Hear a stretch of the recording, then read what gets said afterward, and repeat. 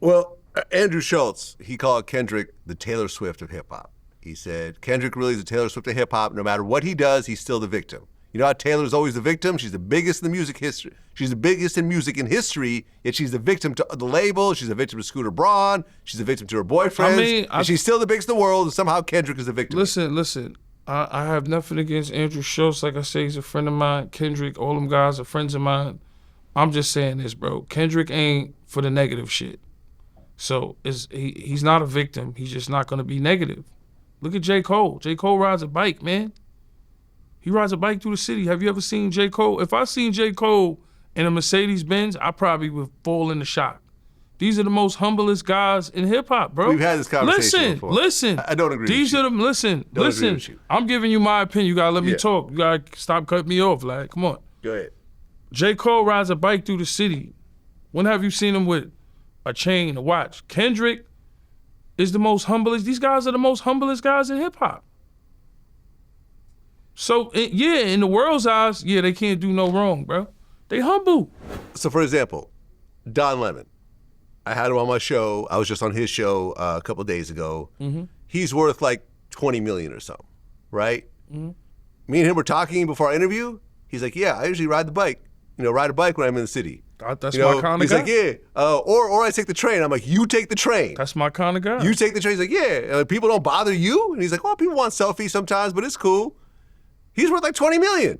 So if Don Lemon could ride the train and take a bike, so can J. Cole. But they go back to huge mansions and $20 million bank accounts. And what I'm saying is they're humble guys. That's humble pie. I haven't took the train in the longest. I don't ride a bike in the city.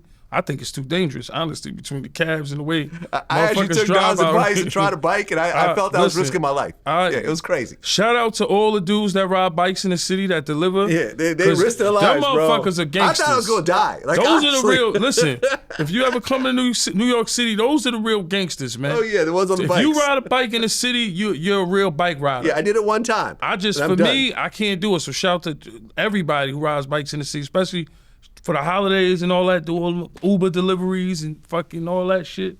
So my whole thing is, they're humble guys. Let me tell you something, bro. It doesn't matter how much money you have or don't have to make you a humble person. You know? Like, I've met people that have less money than me and they're not humble. I met people, I go to my lawyer, go to the Hamptons, lawyer, go check my lawyer, his friends, $1 million kitchen. I'm in a $1 million house. His kitchen is $1 million. Most humblest, listen, you gotta let me finish talking. The most humblest guy I ever met in my life. All I'm saying is some people are just humble. I'm humble. I wasn't humble all the time. People seen one side of me. The Tony Yayo just out of jail. Wow, his dreams. Oh shit, G-Unit, Eminem. I'm living a life. Bentleys, everything's around. Access to mad money, blah, blah, blah. Of course, the energy had me, but behind the scenes, the people that didn't know me, they be like, nah, mad cool. I never said, oh, yo, I don't give a fuck. I'm not taking no pictures in the airport or, nah, I'm still humble. Because for me, I'm on the high. I always was a hip hop guy. Like I said, my man Rough Hands, all we used to do was be in his basement and fucking listen to music. Wu-Tang come out, Fat Joe, anything that has to do with hip hop or R&B, I could tell you. Rest in peace to Cutmaster C. I mean, not Cutmaster C. He's still alive. Yeah, he's still alive. You know, I did a project with him back in the day. Mr. C. Yeah, Mr. C. Yeah. Rest in peace to the great Mr. C. I put Mr. C on to the Queen's Anthem. I put DJs on to records. Because I damn near could have been a DJ back then. So music is, I could say, like my first love as a kid. And before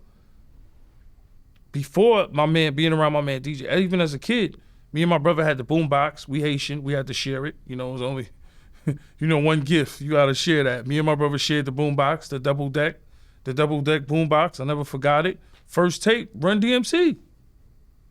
We played that shit all day. And our parents never let us get, I'll tell people, we couldn't get batteries because back in the days, they'll take your radio. So we had to plug it up to the porch, like right by the porch and be by the door. And Run DMC, those are times that I'll never forget.